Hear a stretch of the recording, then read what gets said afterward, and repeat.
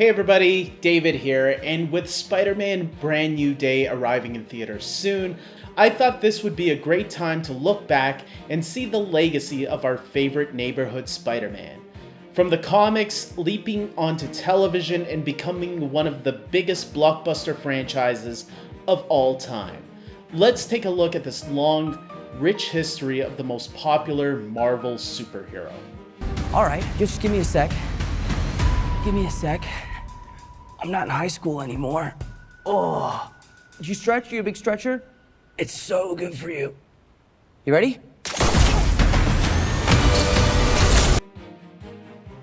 First, let's start where it all began. It all started in Amazing Fantasy number 15 in August 1962. Written by Stan Lee and illustrated by Steve Ditko, this single issue introduced the world to Peter Parker, a shy, brilliant teenager who gets bitten by a radioactive spider and learns the hard way that with great power comes great responsibility. That one comic didn't just create a character, it created a legend. The final page of that book is still one of the most iconic moments in comic book history. And we published it, we put it on the cover of the last issue of Fantasy. Amazing Fantasy it became. And sent it out and forgot about it. Mm-hmm. Months later, after the sales figures, it takes months, or it took months. Because back in the day, it would take like almost 9 months, I read, before sales figures would come back. The figures came out, and Martin came into me one day and said, "Stan, do you remember that Spider-Man character of yours that we both liked so much?" Mm-hmm. And he said, "How about doing a series of them?" And Martin had to change art. And there we were. Success was far from guaranteed though. Marvel took a chance turning Spider-Man into his own series, and by 1967, he was already leaping onto television screens. In 1967, Spider-Man, the animated series, became an instant classic. That unforgettable theme song, Spider-Man, Spider-Man, does whatever a spider can. I gotta stop there for copyright reasons. Is still burned into the brains of multiple generations. With its bright colors, catchy music, and Peter Parker cracking wise jokes while fighting villains like the Green Goblin and Electro, this show proved Spider-Man could thrive beyond the printed page. Just 10 years later, Spider-Man made his live-action debut in the 1977 television series starring Nicholas Hammond.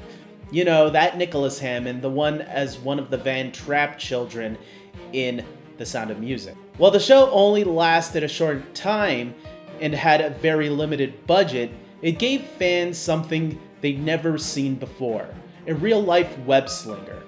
Sure, the webs look a little questionable, and the suit was more cloth than spandex, but it was history in the making. This was the first time Spider-Man had ever been brought to life with a real actor on screen. Why wasn't he brought back to No Way Home? We'll never know. But the wildest chapter in these early years came all the way across the ocean in 1978. That's when Japan got its own toy Spider-Man live-action series. This version was completely different. Tokusatsu superhero show, complete with giant robots, massive monster battles, and a much more action-heavy tone. Spider-Man had a transforming robot called the Spider Machine GP-7 and would grow giant size to fight kaiju-style threats. What makes this even more special? The show's Sentai-style team-up elements and monster fighting format heavily inspired Stan Lee years later. When he saw potential, he pushed hard to bring similar concepts to the West, which eventually helped pave the way for Haim Saban's Power Rangers. The Japanese Spider-Man literally helped birth one of the biggest kids franchises of the 1990s. Coming out of the 1970s experiments, Spider-Man entered the 1980s, ready to become a full-blown pop culture machine, and he wasted no time. In 1981, Marvel brought us another Spider-Man animated series.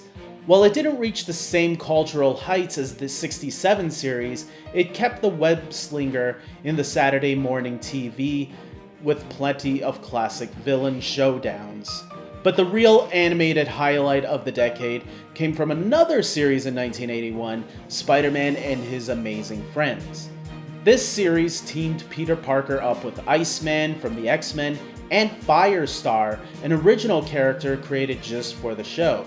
The trio fought together against threats like Doctor Doom, Magneto, and the Green Goblin. It was light, more team-oriented, and incredibly kid-friendly. For many 80s kids, this was their first real introduction to a shared superhero universe years before the Avengers would dominate the big screen. But the real explosion wasn't just on TV, it was in stores and arcades everywhere. Spider-Man became a merchandising powerhouse in the 1980s.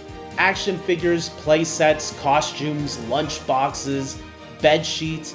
If it could have Spider-Man on it, it did. Arcade cabinets lit up with Spider-Man games, and early home consoles gave fans their first chance to control the web slinger themselves for years to come. This was a decade when Spider-Man stopped just being a superhero and started becoming a brand, one that parents and kids alike couldn't escape in the best way possible. And perhaps the most wholesome sign that Spider-Man had truly arrived, his giant balloon floating around the Macy's Thanksgiving Day parade. Starting in 1987, the Spider-Man balloon became a parade staple, soaring high above New York City for over a decade until 1998. After a long hiatus, a brand new version returned in 2009 and flew again through 2014. There's something iconic about millions of families watching Spider-Man drift down the streets of Manhattan, the same city he protects on screen and on the page. After building momentum through the 80s, the 1990s became the decade when Spider-Man really truly hit his stride, especially on television. In 1994, Spider-Man the Animated Series premiered for an entire generation on the Fox Kids network. This became the definitive version of the character, with Peter Parker voiced by Christopher Daniel Barnes, who did the voice of Prince Eric in The Little Mermaid. Just wanted to point that out. The show delivered rich storytelling, complex villains, and emotional depth that felt for years ahead of its time. From the symbiote saga and the Kingpin's criminal empire, heartbreaking episodes, and introduction to alternate Spider-Man, this series respected its audience. It wove in comic book lore while creating memorable original stories. The animation had style, the voice cast was stacked, the theme music, instant goosebumps. For countless kids in the 90s, this show was Spider-Man. And seriously, Disney, where's my Spider-Man 98? If we can get an X-Men 97, I demand a Spider-Man 98. Get back here, Shocker! Shocker! Unfortunately, all great runs must come to an end. In 1999, Marvel tried to continue the momentum with Spider-Man Unlimited. This show took a bold sci-fi swing, sending Peter to counter Earth, where he faced new versions of his classic rogue gallery in a strange high-tech world. While it only lasted one season and had a very different tone, it remains an interesting what could have been chapter for fans.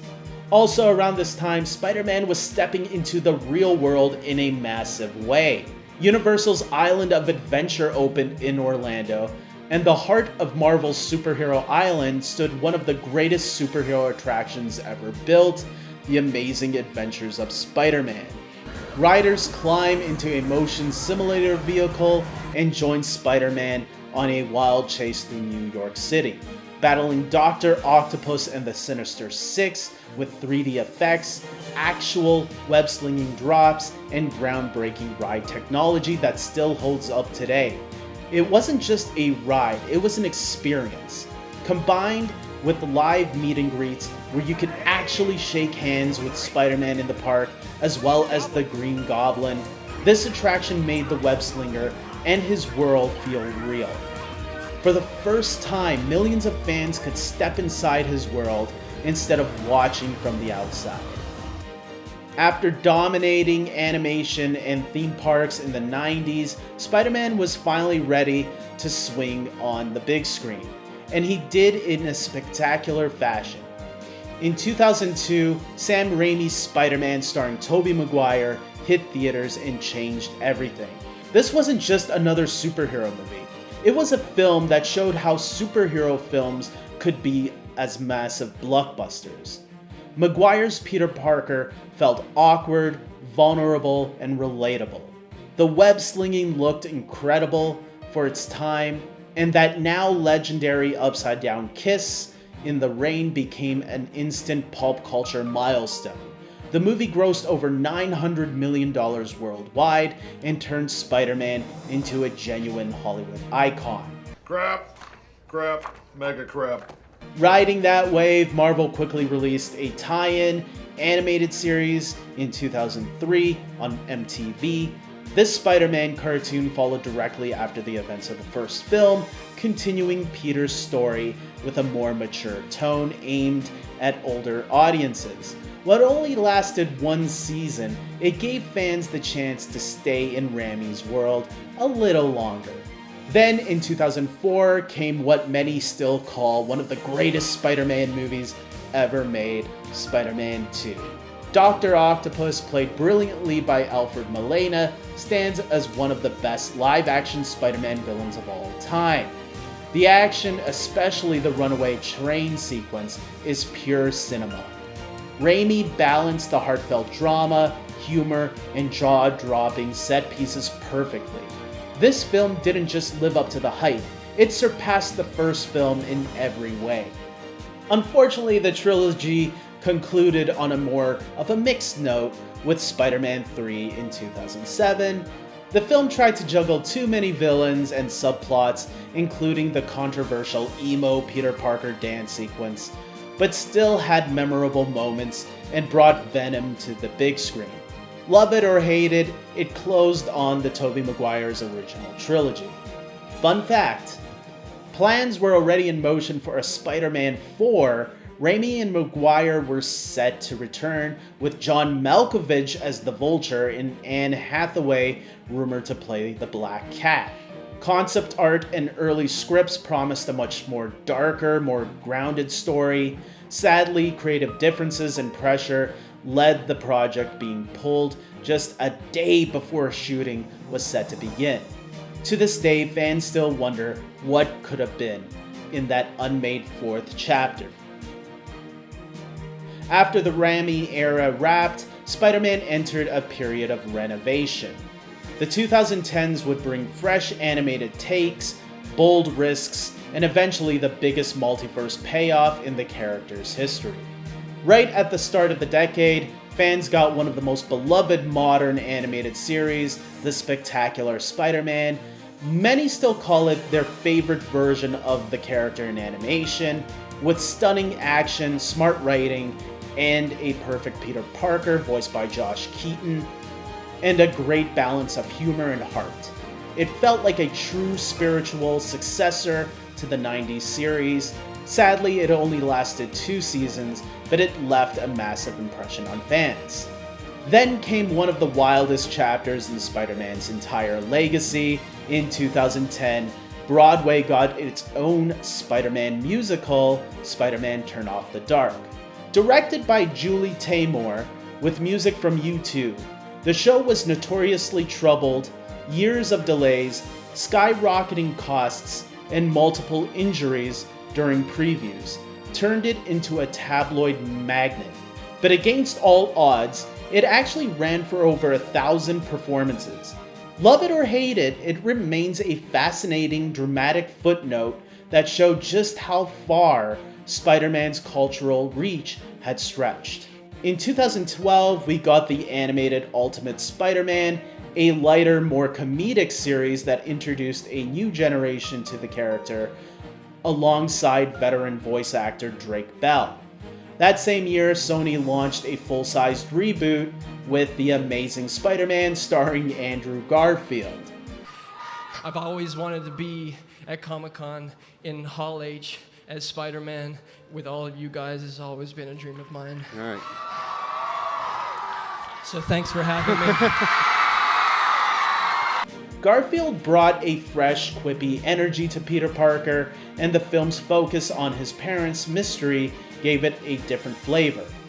In 2014's sequel, The Amazing Spider-Man 2 went even bigger with Electro and Green Goblin, though it left many fans underwhelmed. Still, Garfield's portrayal earned a devoted following. And then everything changed thanks to North Korea for hacking into Sony's emails. A devastating hack, crippling one of the world's most powerful entertainment studios. Sony Pictures Entertainment tells CNN it's still investigating what it calls a very sophisticated cyber attack. The FBI is on the case. Spider-Man finally joined the Marvel Cinematic Universe with Tom Holland's debut in 2016's Captain America: Civil War. Holland's youthful, funny, and earnest take felt perfect for the MCU, allowing him to carry his own movies while teaming up with the Avengers for battles we could have never seen in his solo movies before. Holland's version keeps evolving, balancing the weight of being an Avenger and everyday struggles of a young hero. You're an Avenger now.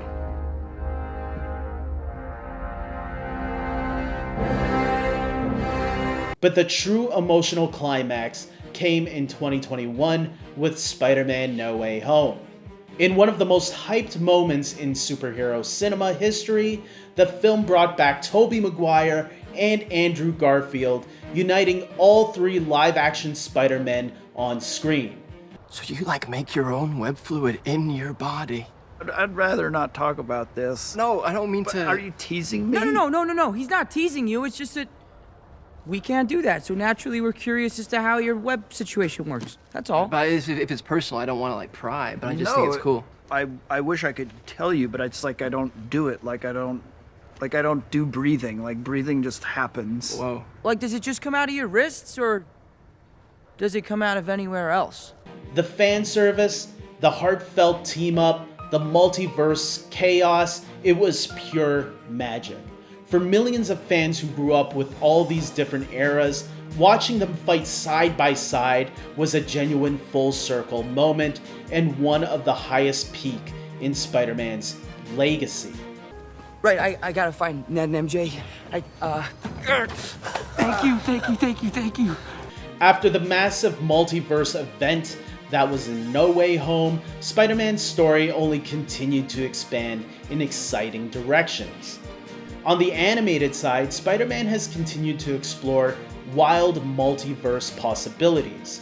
Series like Marvel's What If lets us see alternate versions of Peter Parker and other heroes in mind-bending scenarios, while Marvel's Zombies, the spin-off, delivered a darker horror-tinged take that showed just how versatile the character can be.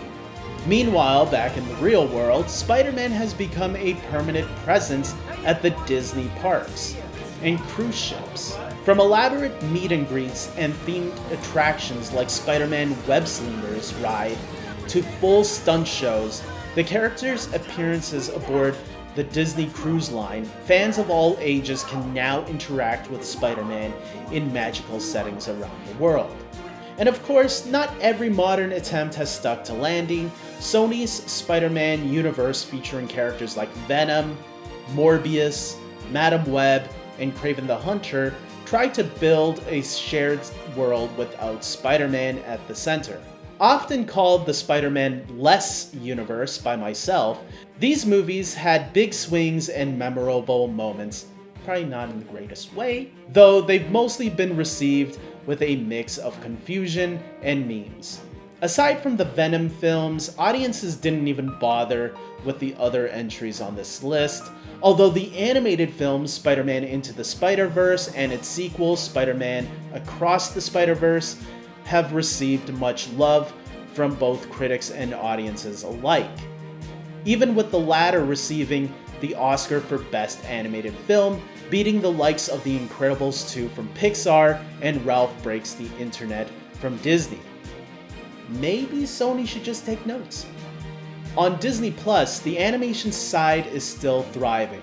Now with Your Friendly Neighborhood Spider-Man, which launched in 2025 with a fresh take on Peter's early days and already has its second season confirmed for 2026. At the same time, Spider-Noir brings Nicolas Cage from his voice work from the animated Spider-Verse films into a live-action take on the character in a stylish black and white detective noir version that fans have been loving. I know there's a colored version, but the black and white version is the proper way to watch that show. Oh, not another step!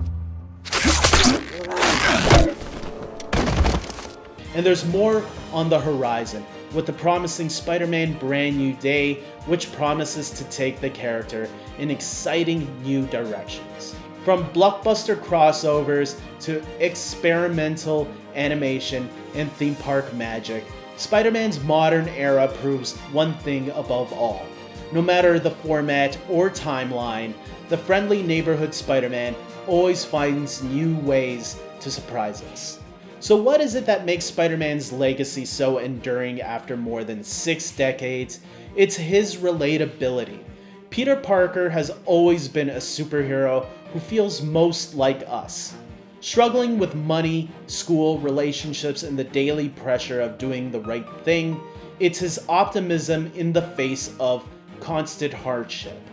And it's his endless reinvention, whether he's a friendly neighborhood hero, a multiversal traveler, or a giant robot piloting Tokusatsu warrior, Spider-Man keeps finding new ways to inspire and keep relevant.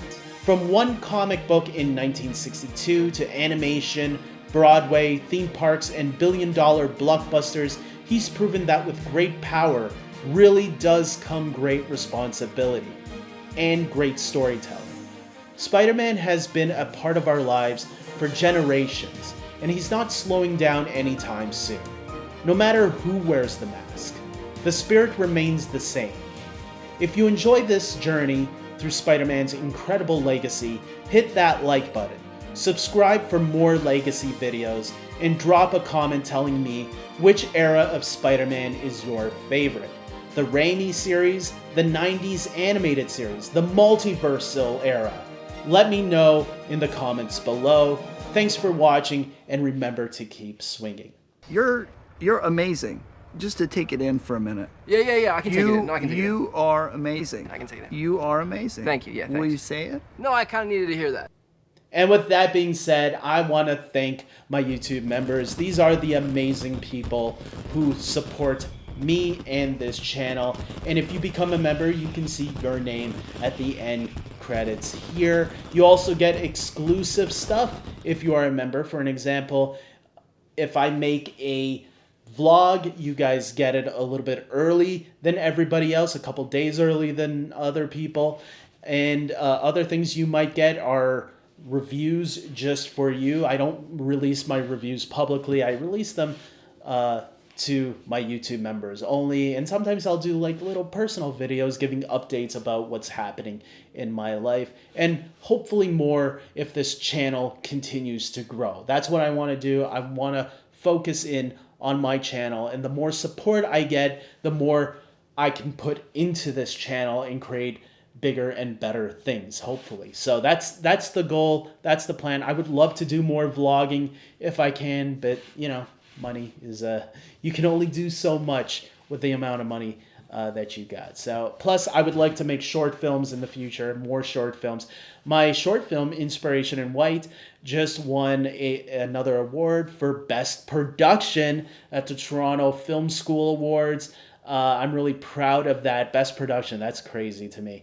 I didn't stick around for the award ceremony, unfortunately, but yes, I did pick up my award and I have it here at home, so I should have shown it here, but whatever. With that being said, I hope you guys like this video. Please subscribe to my channel if you haven't already. I said all that already, right? Yeah, so until next time, everybody, take care.